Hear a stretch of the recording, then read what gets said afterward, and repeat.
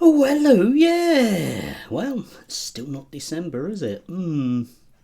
Anyway, you may have noticed there has been a sudden sort of screeching U-turn in most of the British media over the last few days because the budget didn't, unfortunately, cause a collapse or a run on the pound or, well, anything particularly, which was a major disappointment, and there were plenty of other major disappointments just in the last few days from it. So we've had to switch from the sky is falling to isn't it really dreadful that somebody that took out a mortgage on their first home, which is now worth 2 million quid in 1978, is having to pay an extra £9.75 a year. Dreadful. I don't know why they don't just, cancel their Netflix subscription, but I guess that's just me. Yeah, there's also very bad news, of course, around immigration figures, which are plummeting like a stone. So all the things that they were demanding, they basically are getting now. So it leads to all sorts of very interesting ways of presenting that data, and my eye was drawn, hilariously, to the Daily Express. You see, you're unlikely to come across the Daily Express. Somewhere in the world there are still theoretically people who are alive, theoretically alive, that read the Daily Express, but they must be on heart-lung machines almost to a man-jack of them. And it will be a man, won't it? Let's face it. It was this, asylum numbers surge, I tell you, to almost half, that's in capitals, as immigration, net immigration, ONS says insane hotel use continues. Yes. They were demanding, weren't they? Demanding that, we move to barracks, and now they're being moved to barracks. We're getting very upset that people are being moved to barracks. Yes.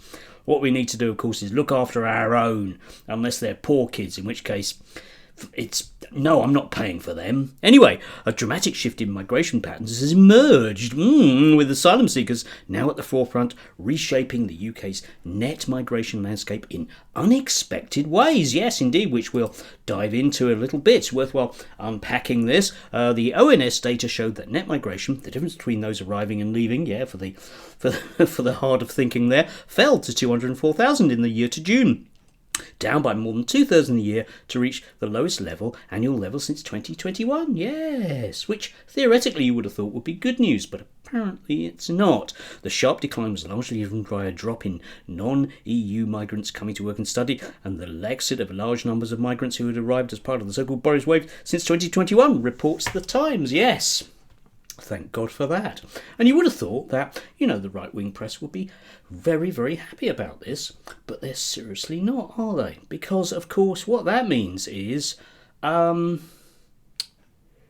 it's bad, basically, and we have to make up reasons why it's bad. And I personally think it's very bad because it means, statistically speaking, for me, that I'm far more likely now to be assaulted or raped or otherwise murdered by, a bloke called Barry. Don't believe me? Well, this is from September in the Express. Yeah, the 3 most common first names of prisoners in jails in England and Wales, and it's actually Michael is number 1, and no, Mohammed isn't on the list at all, which is really bad. It means basically, what with these numbers dropping, that I am now majorly in danger whenever I go to a no-go area. It will become a no-go area because of the higher probability of me being assaulted by, Michael or Barry or John, that's another very common one, or maybe even Sarah, because by God, those numbers are going to go up as well. Why aren't we talking about this? Well, because it's just a load of tosh that I've made up to manipulate statistics, and we're going to see an awful lot of it, along with all those nasty, poor people who are being forced, I tell you, to fork out on their £2 million second homes. Dreadful. They're entrepreneurs, even though they're all retired and basically worked in the professions which may or may not have become extremely woke. I don't know. I get confused. But of course this won't stop GB News. They were still banging on about it with Nige. He managed to get a round table discussion a couple of days ago with his mates from Migration Watch or Migration Look or anyway, whatever other room they're renting out in Tufton Street.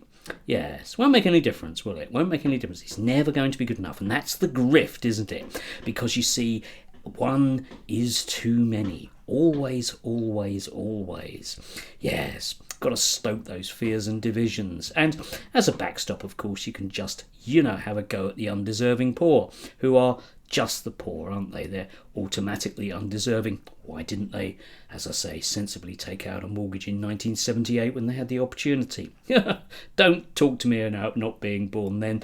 That's a pathetic excuse. Do have a lovely, lovely start to the weekend. If you can do, stay warm. And well, if it does get too much, just remember that it's bound to be other people's fault, isn't it? If bad things happen to you, it must be some sort of a plot.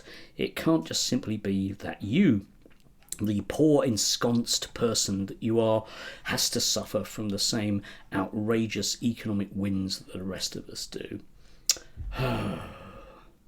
Dreadful. Enjoy. Well, no, don't, obviously. Moan enormously. That's the thing, isn't it? Yeah, no.